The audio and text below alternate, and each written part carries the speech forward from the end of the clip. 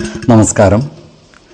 വേദാംഗ ജ്യോതിഷത്തിലെ അമൂല്യമായ അറിവുകളും ആധ്യാത്മിക ജ്ഞാന ഉപദേശങ്ങളും പകർന്നു തരുന്ന പ്രശാന്തം ആസ്ട്രോ ചാനലിലേക്ക് ഏവർക്കും സ്വാഗതം. ഈ ചാനൽ ഇതുവരെയും സബ്സ്ക്രൈബ് ചെയ്യാത്തവർ ഇപ്പോൾ തന്നെ സബ്സ്ക്രൈബ് ചെയ്യുക. നോട്ടിഫിക്കേഷൻ ലഭിക്കുന്നതിനായി ബെൽ ബട്ടൺ അമർത്തുമല്ലോ. ഒപ്പം ചാനൽ ലൈക്ക് ചെയ്യുക, ഷെയർ ചെയ്യുക, കമൻറ്റ് ചെയ്യുക. കൊല്ലവർഷം 1199 എടവ സംക്രമം ആയില്യം നക്ഷത്രത്തിലാണ്. എടവം 1-ാം തീയതിയിലെ ഗ്രഹനില അനുസരിച്ച് മേടം രാശിയിൽ ബുധനും ശുക്രനും, എടവത്തിൽ സർവേശ്വരകാരകനായ വ്യാഴവും ആദിത്യനും, കർക്കിടകത്തിൽ ഗുളികനും, ചിങ്ങം രാശിയിൽ ചന്ദ്രനും, കന്നിയിൽ കേതുവും, കുംഭം രാശിയിൽ ശനിയും, മീനത്തിൽ കുജനും രാഹുവും സ്ഥിതി ചെയ്യുന്നു. മൂലം നക്ഷത്രത്തിൽ ജനിച്ചവർക്ക് എടവമാസം പൊതുവെ ഗുണഫലങ്ങൾ കൂടിയിരിക്കും. ഈ നക്ഷത്രക്കാർക്ക് കർമ്മ മേഖലകളിൽ കാര്യങ്ങൾ വളരെ അനുകൂലമായിരിക്കും.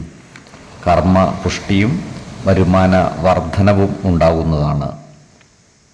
ജോലിസ്ഥലത്ത് സഹപ്രവർത്തകരിൽ നിന്നും പരിപൂർണ സഹായ സഹകരണങ്ങൾ ലഭിക്കുന്നതുമാണ്. എല്ലാവരോടും നല്ല രീതിയിൽ പെരുമാറുകയും എല്ലാവരുടെയും ഇഷ്ടം നേടിയെടുക്കുവാൻ പരിശ്രമിക്കുകയും വേണം. ജോലിസ്ഥലത്തുള്ള അനാവശ്യ ഇടപെടലുകളും ഭാഷണങ്ങളും ഒഴിവാക്കി മുന്നോട്ട് നീങ്ങുവാൻ പ്രത്യേകം ശ്രദ്ധിക്കേണ്ടതുമാണ്. ഈ നക്ഷത്രക്കാരായ ഉദ്യോഗാർത്ഥികൾക്കും മറ്റു തൊഴിൽ അന്വേഷകർക്കും അനുകൂലമായ കാലമാണ്. ഇവർക്ക് സർക്കാർ, അർദ്ധ സർക്കാർ സ്ഥാപനങ്ങളിലോ മറ്റു സ്വകാര്യ സ്ഥാപനങ്ങളിലോ ജോലിയിൽ പ്രവേശിക്കുവാൻ അവസരം ലഭിക്കുന്നതുമാണ്. അതുപോലെ ജോലിയിൽ പ്രമോഷൻ ലഭിക്കുവാൻ അർഹതയുള്ളവർക്ക് അതിനായി അപേക്ഷകളും മറ്റും സമർപ്പിക്കുന്നതിനും അനുകൂലമായ കാലമാണ്. ഈ നക്ഷത്രക്കാരായ യുവതീ യുവാക്കളുടെ വിവാഹം നടന്നു കാണുവാൻ ഇടയുണ്ട്. നിശ്ചയിച്ചുറപ്പിച്ച വിവാഹം ആർഭാടപൂർവം നടത്തുന്നതിനുള്ള യോഗവും ഇവർക്കുണ്ട്.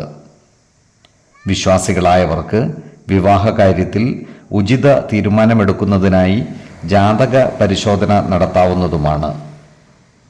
നക്ഷത്രപ്പൊരുത്തവും പാപസാമ്യതയും കുജദോഷവും ദശാസന്ധിദോഷവും മനപ്പൊരുത്തവും മറ്റു കാര്യങ്ങളും പരിഗണിച്ച് വിവാഹം നടത്തുന്നതാണ് ഉത്തമം.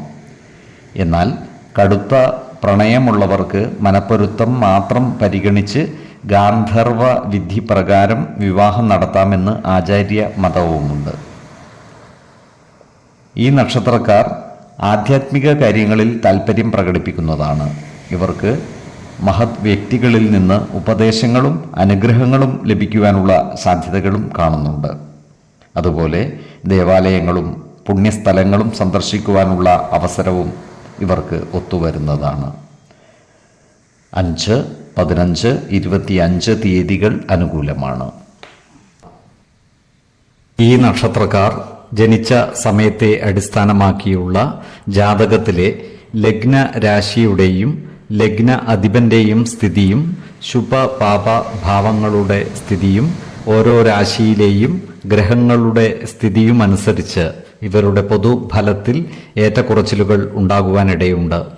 കുടുംബ ദേവതകളെയും ഇഷ്ടദേവതകളെയും ഉപാസിക്കുന്നത് ഇവർക്ക് ആയുരാരോഗ്യ സൗഖ്യമേകും.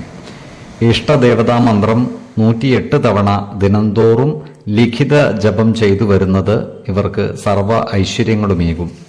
നല്ല വ്യക്തി സാധനകളോടെയും ഉപാസനകളോടെയും മുന്നേറിയാൽ സർവേശ്വരാനുഗ്രഹത്താൽ ഇവരുടെ സർവകാര്യങ്ങളും മംഗളകരമാകും. നന്ദി, നമസ്കാരം.